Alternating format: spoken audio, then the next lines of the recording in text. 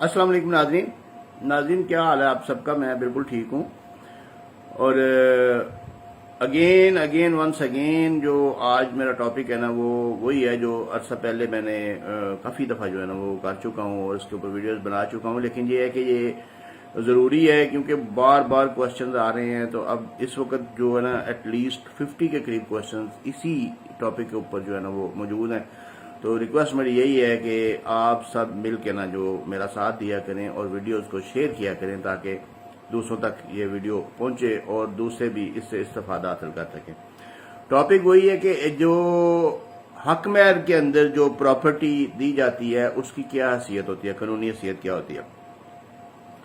अब देखिए कानून तो इस बाबत वाज़ेह है और बिल्कुल क्लियर है और अदालतों के सुप्रीम कोर्ट और हाई कोर्ट्स के जो जजमेंट्स और केस लाज और साइटेशंस मौजूद हैं कि जिस वक्त प्रॉपर्टी जो है ना निकाहनामे के अंदर उसका दर्ज हो जाता है तो उसके बाद उसका अंदराज किसी और जगह पे करवाने की जरूरत नहीं है। वो मालक है, औरत जो है ना वो उसी वक्त उसकी मालक हो जाती है और वो उसको ओनरशिप मिल जाती है। लेकिन अब इसमें जो लेक्यूनाज है ना वो ये है कि हमारी पार्लियामेंट को चाहिए था कि इसके इक्वल यानी कि इन्हीं केस लाज के ऊपर बेस करते हुए कानून बना देते कि जो निकाहनामे में प्रॉपर्टी लिखी गई है वो रजिस्टर्ड है और उसके ऊपर सेल परचेज हो जाती है। लेकिन यहाँ पे ऐसा नहीं है। अगर निकाहनामे में कोई प्रॉपर्टी लिखी गई है तो उसको आप अब वो औरत जो है ना उस प्रॉपर्टी को अपने नाम से फरोख्त नहीं कर सकती क्योंकि निकाहनामे में लिखी गई प्रॉपर्टी अदालतें तो मानती हैं लेकिन वो रजिस्ट्रार नहीं मानेगा।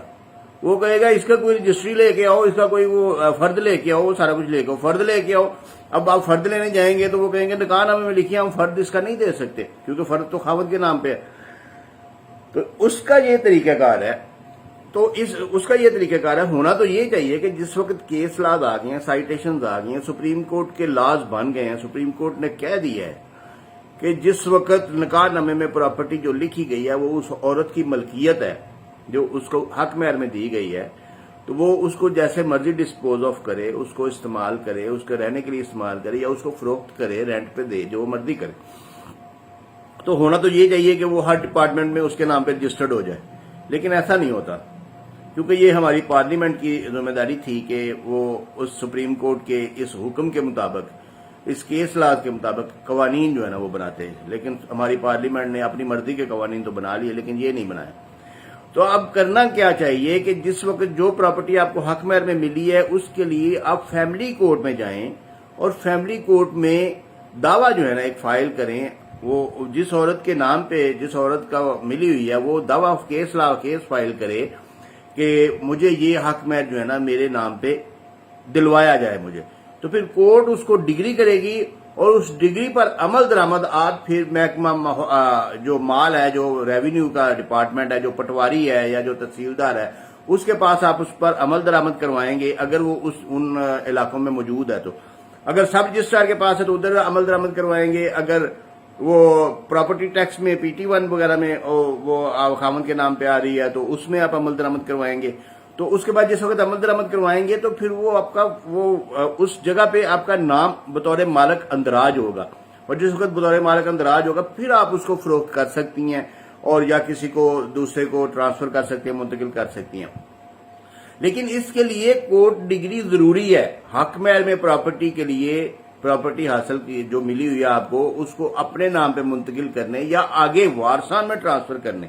इवन के अगर किसी औरत को हक महर में कोई प्रॉपर्टी मिलती है, जैसा कि एक केस मेरी नजर में आया है, तो वो अगर हक महर में प्रॉपर्टी को मिली है उसको, तो उसकी जो विरासत है, अगर वो डेथ हो जाती है उसकी लेकिन उसने अपने नाम पे मुंतकिल नहीं कराई, तो उसके वारसान को चाहिए कि वो पहले फैमिली कोर्ट से डिग्री हासिल करे। ये इसकी हक महर की डिग्री फैमिली कोर्ट से मिलेगी, सिविल कोर्ट से नहीं मिलेगी। सिविल कोर्ट से आपको तकर्री वारसान की मिलेगी, फैमिली कोर्ट से आपको हक महर की डिग्री जो है ना डेक्लेरेटरी डिग्री जो है ना वो आपको मिलेगी। और वो डेक्लेरेटरी डिग्री जब सिविल कोर्ट फैमिली कोर्ट से आपको मिलेगी तो उस पर अमल दरामद आपने महकमा माल में करवाना है या जिस भी महकमे में वो उस प्रॉपर्टी का अंदराज मौजूद है वहां पे आपने उसका अमल दरामद करवा के उसको अपने नाम पे ट्रांसफर करवाना है जिसके नाम पे हक महर है, जिस औरत के नाम पे हक महर है।